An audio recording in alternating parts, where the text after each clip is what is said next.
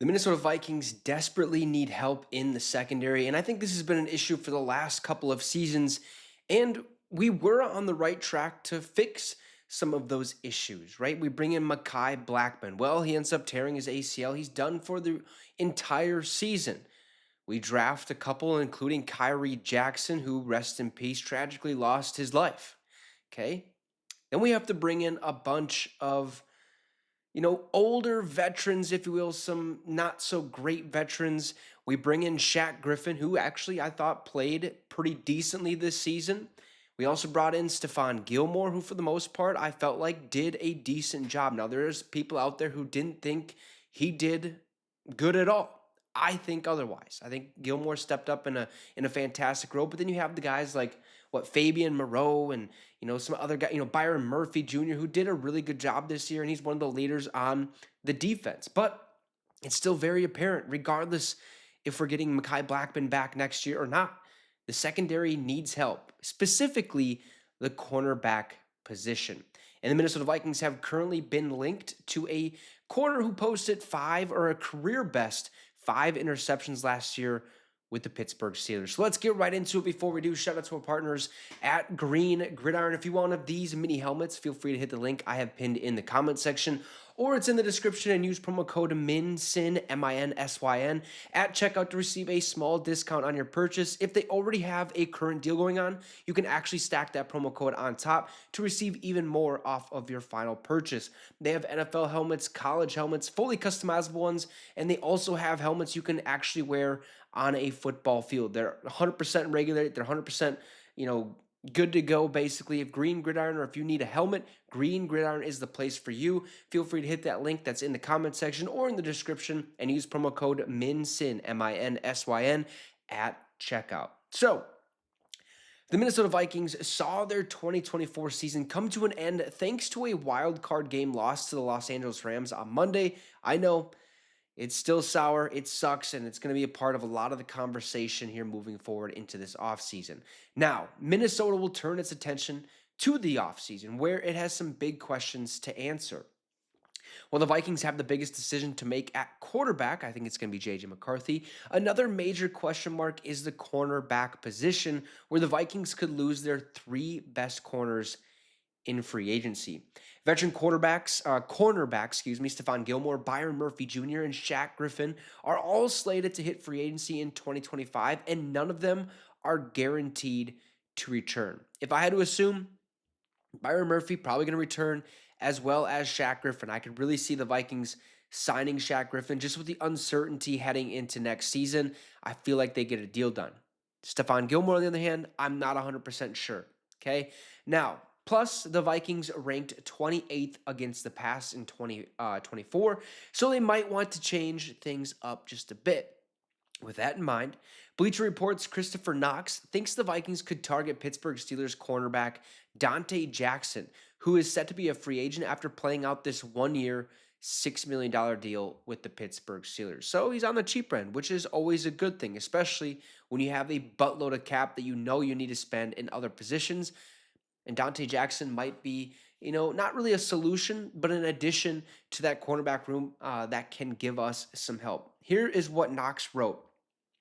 The Vikings, who ranked 28th in passing yards allowed and could lose Stephon Gilmore and Byron Murphy in free agency, should have Jackson high on their radar. Their defense has been built around its takeaways ability, and Jackson fits the mold. Now, acquired in the Deontay Johnson trade with the Carolina Panthers, Jackson had his best season in terms of raw coverage numbers, allowing a completion rate of 59.7% and a passer rating of 69.6. He also posted a career best 5 picks, which would have ranked second for the Vikings behind Byron Murphy Jr. Despite all of that, Pro Football Focus gave him a terrible coverage grade of 46.2. So take that for what it's worth. I know a lot of current NFL players and even former NFL players look at that Pro Football Focus grade and think it's a bunch of mumbo jumbo. So really don't pay any attention to that at all. I'll give you my 2 cents with a little inside information from, shout out, the Steelers Syndicate host, the Arsenal DB over there. But hey, Jackson did see his play decline a bit down the stretch, but he definitely wasn't as bad as the PFF grade would suggest. When it comes to their three incumbents, the Vikings should at least look to retain Byron Murphy, as he's really found his footing in Minnesota and is only 27. That's why I feel like we're going to get a deal done with Byron Murphy. No ifs, ands, or buts. I think that's going to be one of the higher, looked at, how do you want to say it? Like, they're going to look at Byron Murphy and say, we need this guy on the team.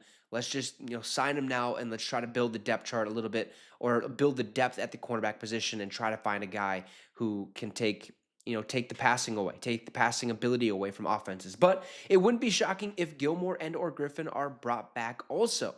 Okay, you could see Stephon Gilmore re-signing with the Minnesota Vikings. Do I think it's going to happen? No. You could see Shaq Griffin re-signing with the Vikings. I think that's going to happen. Okay, we've talked about it. Whatever the Vikings plan to do, they have plenty of money to work with.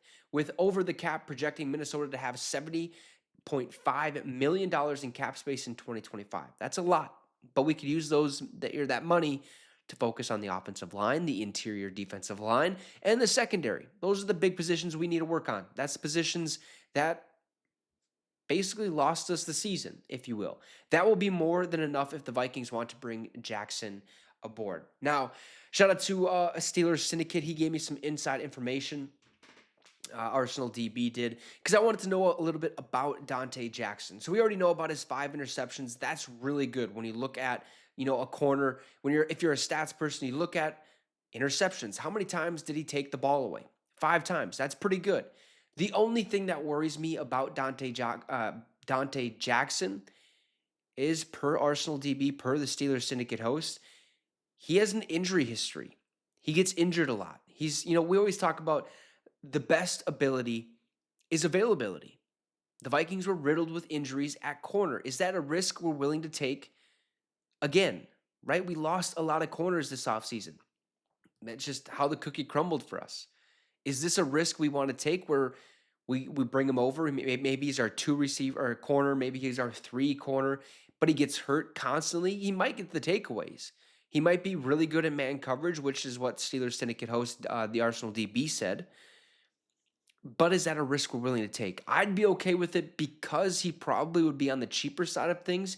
Probably be a little bit more than $6 million, because he did post 5 interceptions.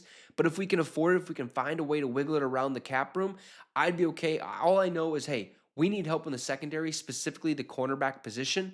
So, hey, any help we can get right now is good help. So you guys let me know your thoughts in the comment section down below. Drop a like and subscribe to the channel. It'd be much appreciated. And real quick, if you want one of these backlit LED Minnesota Viking 3D logos, feel free to hit the link that's in the description and use promo code VS30 for $30 off your purchase. Have a great rest of the night, folks, and Skol Vikes.